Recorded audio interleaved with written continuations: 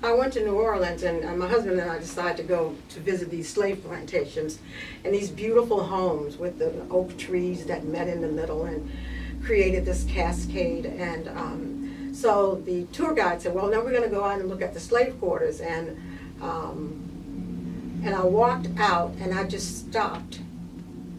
And my husband said, what is wrong with you? And I said, that was my house. You know, I lived in a 2-room house designed just like the slave quarters. I walked to the door and I looked in and I said, my mother's bed was here. My sister and I slept in a bed over here. My brothers slept behind the table. We had a fireplace that kept us warm. And so it was just startling. I also, the school that I was not allowed in, that we had no lights on our street. And we loved it when they played baseball, because when they played baseball, the lights were on. So it gave us an opportunity. We just, oh my God, the lights are on. And we would fly out in the yard and play, because we did a lot of play kinds of activities. But I want to talk about the goal setting, because I do consultant work. And one of the topics that I like to talk about are kids transferring to now. When people say kids don't have goals, they have goals. And I kind of decided that we had not goals. Not goals is that I'm not going to be a maid. I am not going to be living in a house where I want more out of life. And I look at, I'm not a rich person, but I told my husband, I said, you know, my family room and my kitchen are as large as my house. And you get these African American people who we weren't allowed on the bus. We had a luxury school, I guess, compared to you guys, because we actually had a black school, and there was no cafeteria. There was very few books in the library. You weren't allowed in some of these public facilities. So this whole idea of you should read to your children at home, where you got literacy problems and you've got the fact that you don't have access. And I think it helped me, and probably you guys, when you've lived that life, and you know that there's a bright person waiting to get out, like somebody found us, Mr. Scott, you never give up on kids. No, you don't. You know, and I was in a high-performing school and recognized, but it's because I absolutely never, ever give up on kids. And I would tell them, you don't get out of here without learning. That's right. Because we know. Yeah. I'm going to share about when I finished elementary school. I would, of course, transition to high school. Well, I passed 4 high schools to get to one black high school. 4. I even could have walked to the high school in my county where I lived. I could have literally walked there in 10 or 15 minutes, but I wasn't allowed to. And one of the problems I had was I would always have motion sickness. I've shared this with you all. And every day on that bus I would be sick, going and coming, because it was just the motion sickness. And my mom said to the bus driver, please let us sit up front, because up front you didn't get the bouncing, and that helped a lot. There were probably old buses, right? Yeah, there were old buses, and the students drove the bus. Yes. My brother drove the bus. Yeah, and Yeah. I look back on it now, I think how crazy we really were, because they used to race. Oh my goodness. I would go home with my mother. My brother drove one of those buses, and I would go home to my mother telling her how they were racing on the bus. I was a nervous wreck. But when we passed, I'll never forget, we passed one bus stop. Our bus driver was white. Sometimes, you know, they would have one, and this particular one was white. And we passed this bus stop where the white kids were. And every day when we let the kids off, the black kids off at that stop, those kids would yell nigger at us. They would stand there and wait for us. Yeah, they did. So the bus driver was a very nice white man. He told us, he said, okay, tomorrow, I want all of you to bring a cup of water, some water with you. And he said, you have your windows down, and when those kids get out of the bus, because that was then right, he said, you throw the water on them. Well, what did he tell us that for? We had, carte blanche to throw the water. So we were ready for them. We had that water back there. And when they yelled, we all, and they were so angry. But the other kids that got off the bus, they were very afraid because they would pick on them. And they just kept going real fast. But they didn't give it much trouble, but they did say something to them. And we were waiting for repercussions from it, but we didn't get any. We didn't get any. Because my mother was always they would yell out the bus as they passed my home, and I yelled back one. I don't know what I said. They would call your name, and she said, absolutely do not.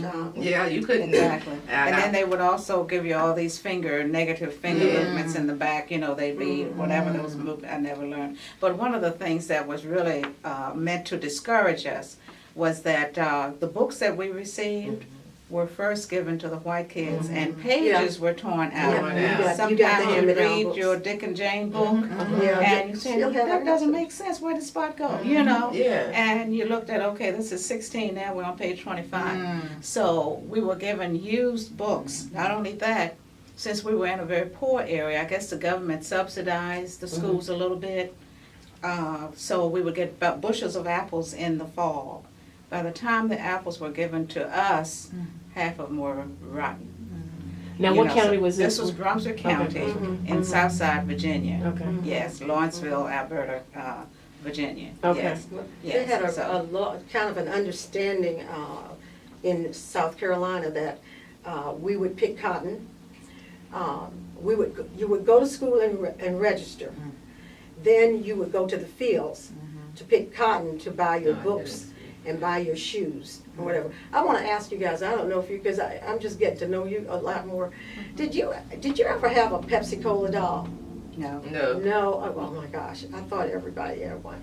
Pepsi Cola dolls where you would take a Pepsi, well, there was an ice guy who brought, and he had this twine, and it was blonde. And I think back to that Clark study about black dolls and how the black kids picked the white doll. And I thought, oh, I'm not affected. And then I realized that we would take the twine from the ice and put the top on, and you would make this beautiful blonde hair, and you would just comb it. Yeah, right, comb it and braid it. And I thought, that's a manifestation of you're not happy with who you are, that you want. But yeah, in fact, when I was a principal, I took my little Coca-Cola doll to school.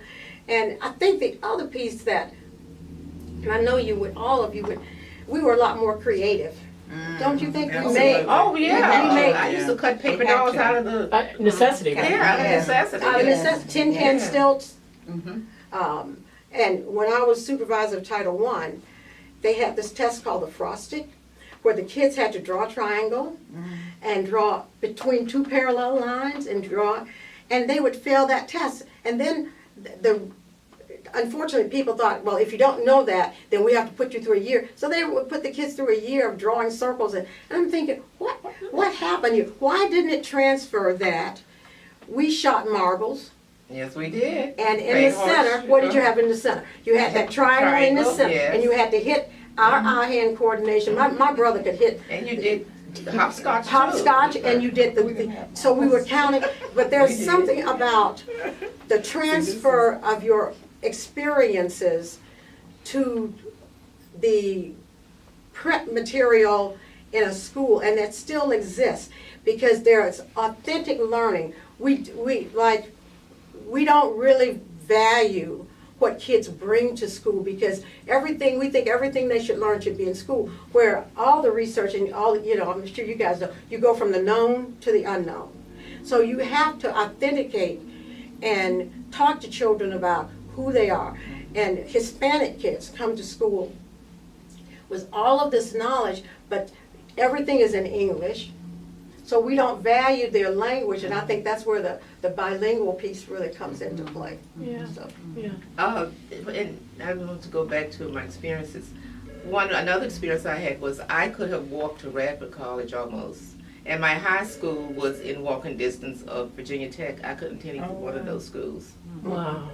Couldn't attend either one. I had to leave to go to school. I mean, well, Virginia had schools all over you could have gone to. So what college did you go to? My first 2 years was in Tennessee. My dad's sisters went to this college, a small college, Morristown College in Morristown, Tennessee. I've heard of Morristown. And then I went to St. Paul's. That's how I ended up in her district. And then I finished at Georgia Mason with my master's. And the state would subsidize teachers to go to out-of-state schools because they could not go to the University of Virginia or Virginia Tech and so forth.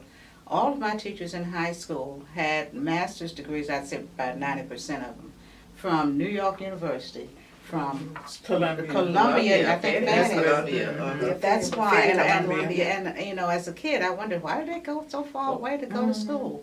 Because they could not go to the University of Virginia, they could not go to James Madison, they could not go to Virginia Tech, they were not allowed. So the state gave them money To go out of To go out of state. Yeah. See, all of this is kind of like a lesson for me because I grew up in New Jersey. And I was born in '59, and so when I got to the school system, pretty much everything is integrated there. And my particular community was also very much integrated there. So, I mean, but on the other side, on the flip side of that, my parents were from the South. My mother was from South Carolina, and my dad was from Georgia. And so when I would go to South Carolina in the summers, it was just so different from what I grew up with. And, you know, it was just so different. How was it different? I remember one day in particular, I had gone to the store with my grandmother. And she was in the store, and she was talking to the clerk inside of the store. And I couldn't understand why she never looked him, you know, as I'm looking you in the eye, she never looked him in the eye. And I was like, well, what is wrong with her? Why is she doing that? And I didn't realize it was forbidden. She couldn't look him in the eye. And this is in the 60s, right? Yes. Yeah. Oh, absolutely. Oh, 60s. Yes. Yes, absolutely. There were still signs in the 60s. And so, and then I would, you know, these stories about my uncle. My uncle used